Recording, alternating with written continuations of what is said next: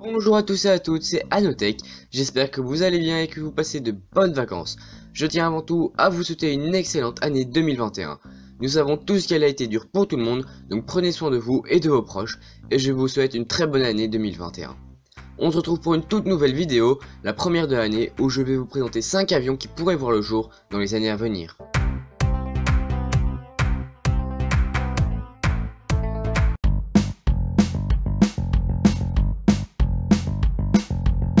Cet avion est tout simplement incroyable. Ce projet serait développé par la compagnie Airbus et pourrait voir le jour en 2050. Comme son nom l'indique, l'avion serait transparent, il n'y aurait plus de petits hublots, il y aurait à la place de très larges fenêtres couvrant l'avion. Nous pourrons avoir une vue panoramique de 360 degrés. Même le toit pourrait changer de teinte pour devenir aussi transparent. Le but de cet avion est de donner à votre voyage un côté magnifique, plaisant que juste un moyen de transport. L'avion serait complètement réinventé. En plus des sièges, il pourrait y avoir des compartiments, avec une partie où on pourrait travailler, ou une autre concernant la détente, etc. Les sièges pourraient prendre la forme de votre silhouette pour un confort maximal. Votre chaleur corporelle alimentera les écrans holographiques, qui apparaîtront juste devant vous. L'ennui ne sera pas du tout au rendez-vous, vu que vous pourrez faire du golf virtuellement, il y aura une cabine d'essayage virtuelle, et plein d'autres activités. Enfin, cet avion sera beaucoup moins bruyant et moins polluant. J'aime beaucoup ce concept de rendre le voyage ludique, incroyable et très amusant. Nous ne connaissons pas encore le prix, mais il y a de fortes chances que ça soit très cher. Cet avion est très innovant. Le projet est développé par l'ingénieur ukrainien Vladimir Tatarenko. Un crash d'avion fait souvent un bilan de mort très lourd. C'est pourquoi Vladimir a eu l'idée que la cabine des passagers serait éjectable. Les pilotes de l'avion se rendraient dans la partie avec les passagers et la cabine se détacherait du cockpit. Elle atterrirait grâce à des parachutes et par un système où l'avion flotterait. L'ingénieur a investi 50 000 $ pour la réalisation de son projet. Il faut savoir néanmoins que dans le cas d'un Boeing 747, il faudrait l'équiper de 21 parachutes faisant la taille d'un terrain de foot. Là maintenant, c'est encore impossible.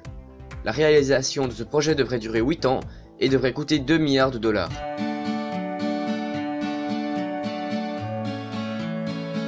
L'apparence de cet avion est ouf, je trouve, c'est trop stylé.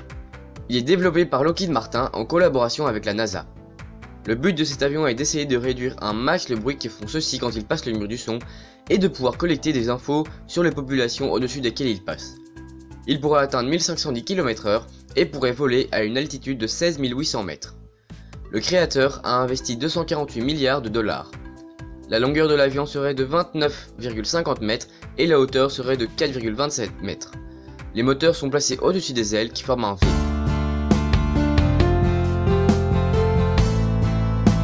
Cet avion est un dirigeable. Ce projet est conçu par le designer argentin Martin Rico. Il est conçu pour pouvoir aller dans les forêts tropicales, pour pouvoir surveiller la population qui s'y trouve en cas d'incendie ou autre. Mobula pourrait aussi participer à des missions de surveillance d'activités illégales. En fait, ça serait une sorte de drone autonome. L'intelligence artificielle est intégrée dans ce dirigeable pour optimiser l'efficacité des vols.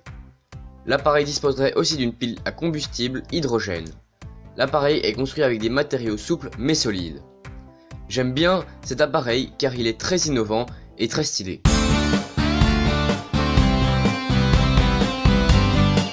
Développé par la NASA, ça serait le premier avion hybride.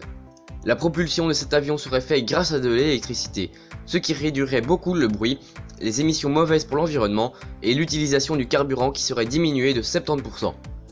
Le défaut par rapport à ça, c'est comment va-t-on produire cette électricité? Ça, nous n'avons pas encore la réponse. Mais si ce projet voit le jour dans les années à venir, ça serait vraiment très innovant.